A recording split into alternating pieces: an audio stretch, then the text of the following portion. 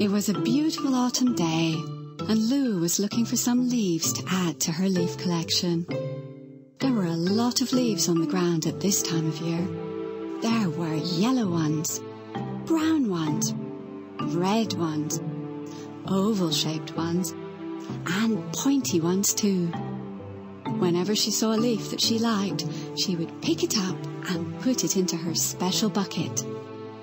Lou loved collecting things, especially leaves. After some time, she reached the entrance to the forest, and there, through the gate, she saw some very exciting-looking leaves scattered along a windy path. She would love to have those leaves. However, she wasn't sure she was supposed to go through the big gate into the deep forest. She'd heard stories of strange things living there. She thought for a while and decided she would hop over there quickly, grab a few leaves and come straight back again. Lou was so excited. She was surrounded by wonderful leaves. There were pink ones, gold ones, purple ones, multicolored ones, and even spotty ones. Lou filled her bucket with as many leaves as she could. But when she turned to go back home, she realized she was lost. Suddenly, the forest seemed very big and dark. She felt small and lonely. She had a strange feeling she was being watched. Just then, an acorn hit her on the head. "Ouch!" she said. She looked up to see where it had come from. And there, high up in the trees, were more leaves. But not just ordinary leaves. These were the wrong kind of leaves. It was well known throughout the forest that the wrong kind of leaves were a bit naughty. Now Lou was lost and cross. Just as one of the leaves was about to throw another acorn, there was a very loud, funny noise. It frightened all of the leaves away. There, in the trees, was the creature which made the noise. Lou was very pleased. "A moogong!" she cried with joy. She'd never seen a moogong before. Only the luckiest people got to see them. The moogong offered to give her a ride home. Lou clutched her bucket tightly as the moogong took her all the way out of the deep forest.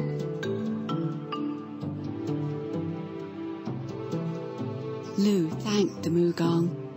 The moogong bowed her head in return and slipped back into the forest.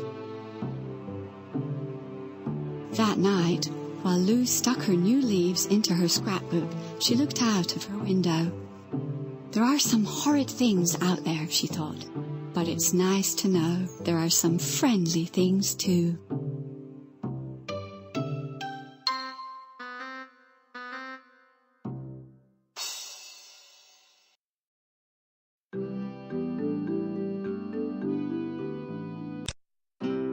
It was cold and wintry outside, so Lou and Bodmin were staying indoors playing a game. Lou was very pleased with herself because, as usual, she was winning. She beamed a big proud grin to herself while Bodmin took his turn. Suddenly the whole game shook and all the pieces got jumbled up. When Lou looked down to take her turn, she was surprised to see that she wasn't winning anymore. Just as she was about to get cross, it happened again. "Oh," they both said. "What was that?" Lou cried. And then it happened again. Lou moved the rug to see what was going on. There was something under the floorboards. Then a funny thing popped up.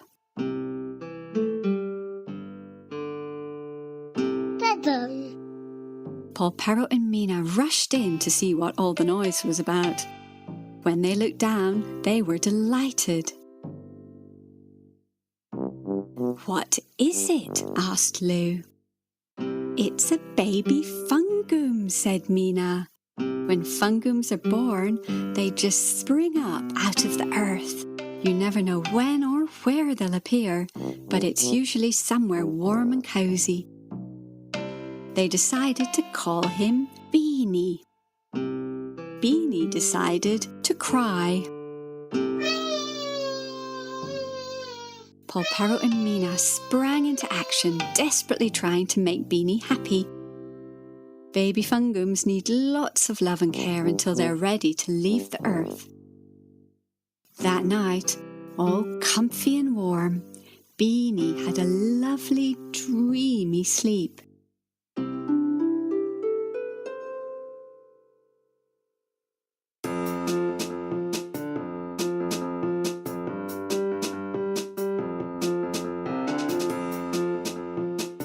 Over the coming days, Lou and Bodmin had lots of fun playing with Beanie.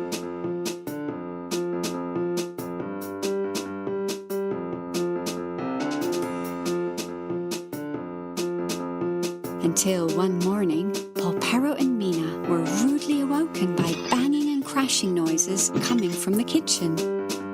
Beanie wasn't in his hole. The funny thing about baby Fungums is that when they leave the ground, they are very, very bouncy.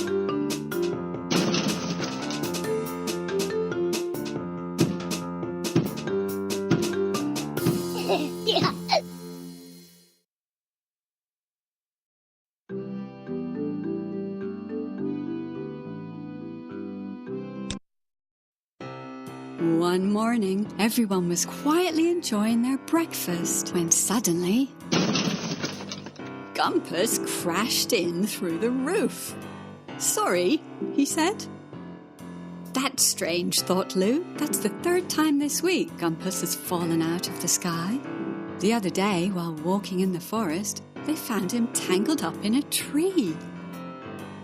Then there was the day he splashed down into the mud at Bosworthy's farm, confusing all the pigs. Lou simply had to know what Gumpus was up to, so she came up with a plan to find out. The very next day, she set off with Bodmin to solve the mystery.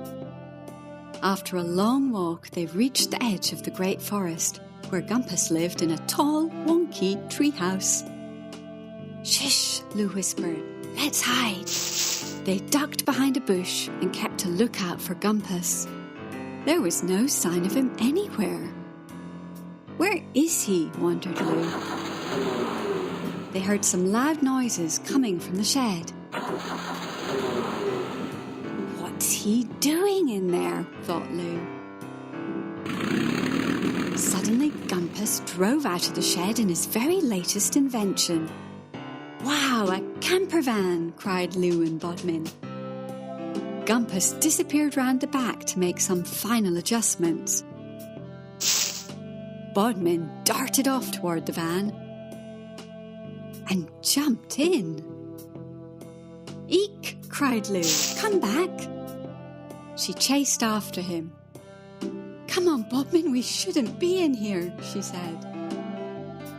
Gumpus got into the driver's seat, totally unaware that he had two stowaways on board.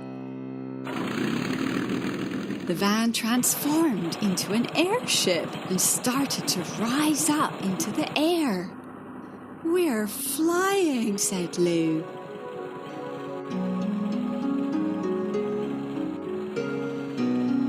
They stared in wonder at all the strange and fascinating forest creatures as they drifted by.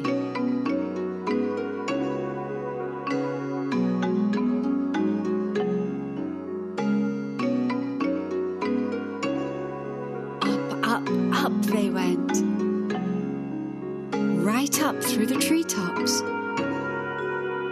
out above the forest canopy, high into the sky.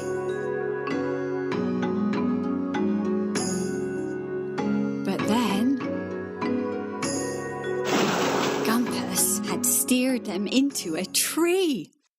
"Not again," sighed Gumpus. He noticed some owls on a nearby branch. "Could you please give me a push?" he asked. The owls stared blankly. They didn't understand a word he said. Gumpus was about to jump out with his parachute when he discovered Lou and Bodmin. "We're really sorry," said Lou. "We got here by mistake." "Well, never mind," said Gumpus. "We've got to get you children home." "Oh, wait," he said. "I tried to get the owls to help, but I can't speak their language." "Hey," Lou cried, "I can speak owl." She asked the owls if they could help. "Righto," said the owls. With a quick flippity-flap of their wings, they stomped on the roof of the van until it came free. Lou thanked the owls, and they all waved goodbye.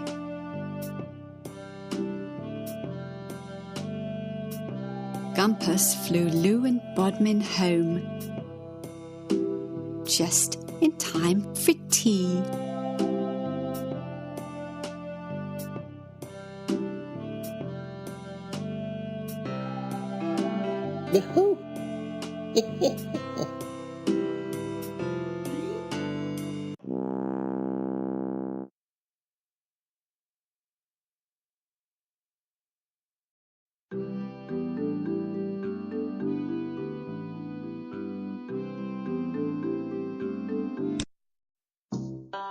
One day, Bodmin decided to go on an adventure.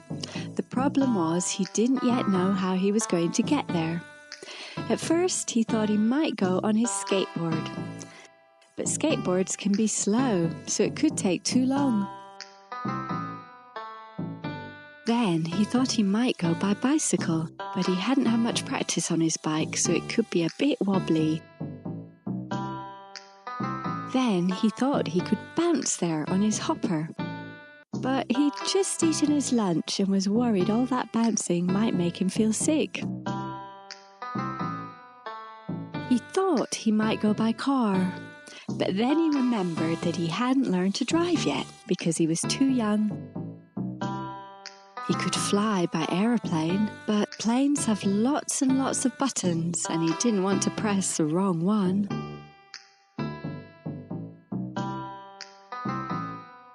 Then he thought he could go by rocket ship.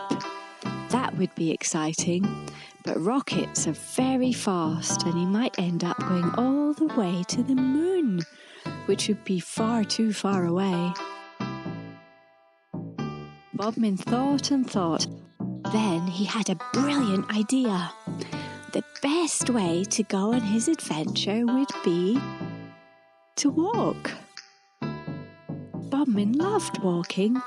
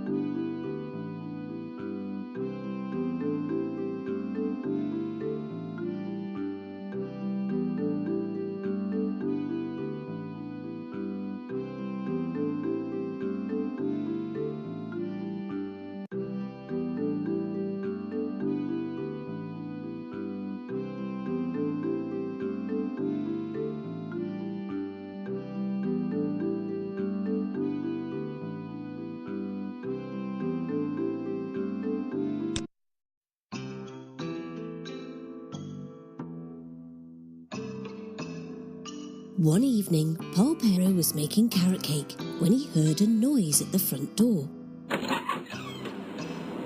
There, standing in the doorway, was a big blue monster. That's funny, he thought. You're not supposed to be here. The monster looked a bit sad. Polpero decided to try and cheer him up with some cake. The monster shoved the whole cake into his mouth, plate and all. He did enjoy the yummy cake, but it didn't seem to have cheered him up.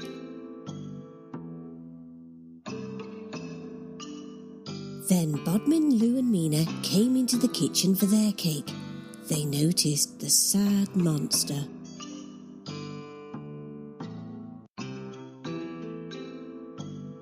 They all wondered what might make the monster happy. Lou let the monster have a go with her game.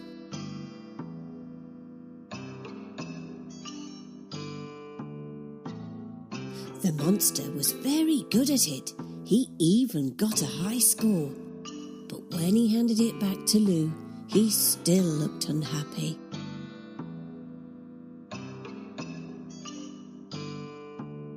Bodmin gave the monster his teddy.